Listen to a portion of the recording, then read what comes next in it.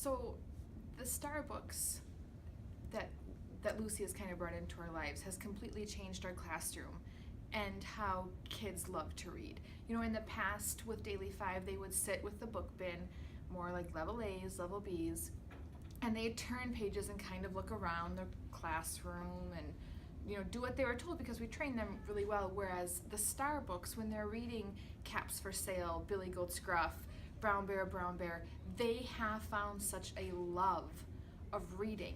You know, you walk by them and they're going ch like the monkeys do on Caps for Sale. And there's such love and enthusiasm for reading that I've never ever seen in kids before. And their ability to retell stories and to really understand how text and storybooks work is a complete change. I had one student who was an ELL student who was retelling some of their favorite stories, and she looked at me, even though her language is really limited, and she looked at me and almost had tears in her eyes 1 month into school and told me, "Mrs. Davis, I can actually read."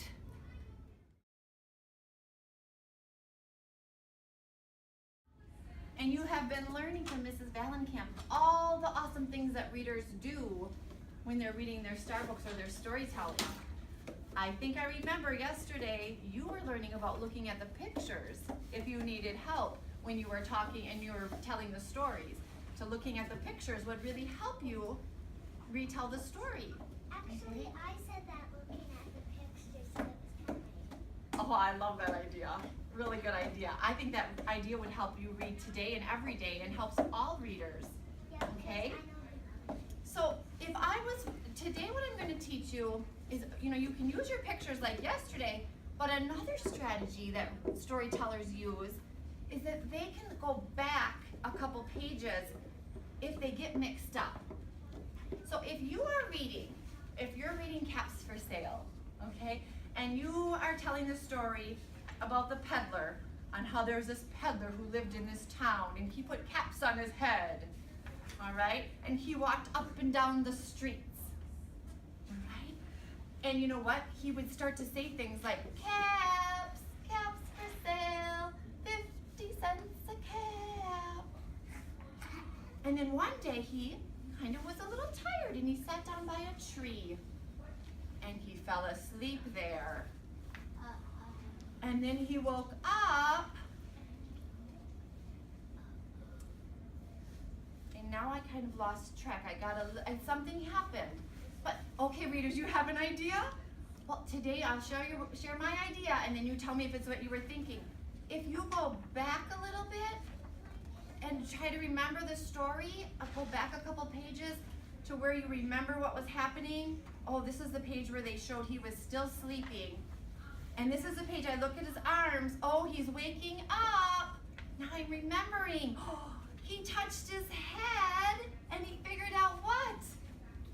What did he figure out, boys and girls? I have caps on his head. The caps weren't there. And he looked to the side of him. No. And then you can keep going. No caps, you're right. But then you can keep going because going back a few pages might help trigger your brain to know what happened in that story. Does that make sense? Yeah. So right now, what I want you to do is really quick, turn and tell your partner what you can do when you are storytelling a Star book and you, wait, freeze. What can you do when you get mixed up? Go ahead.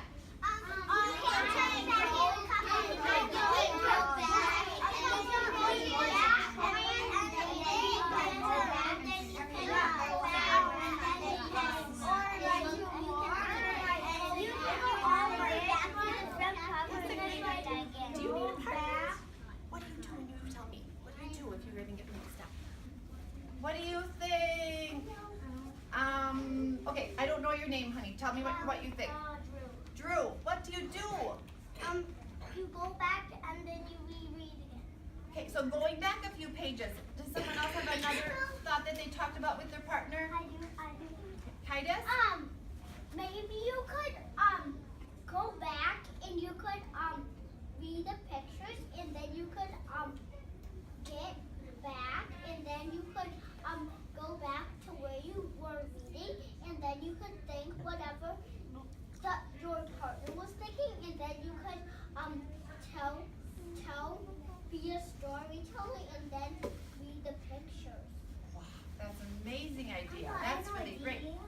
Okay, really quick.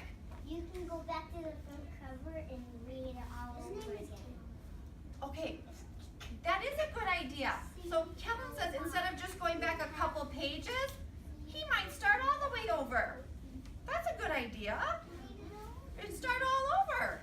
Well, thank you for sharing all these great ideas, kindergartners.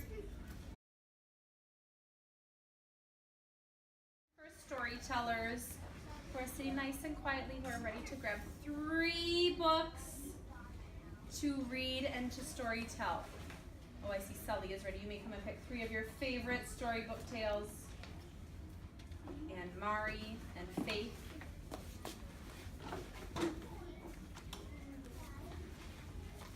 I like how Sully found his spot right away. He's going to open up his first book and get started reading. And Drew and Mona.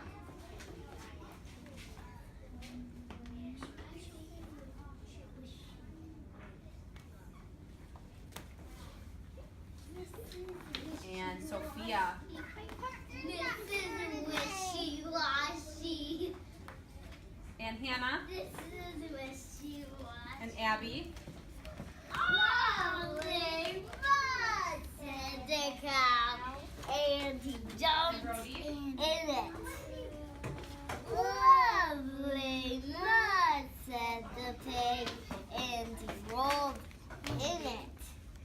Lovely mud, said the duck, and he paddled in it.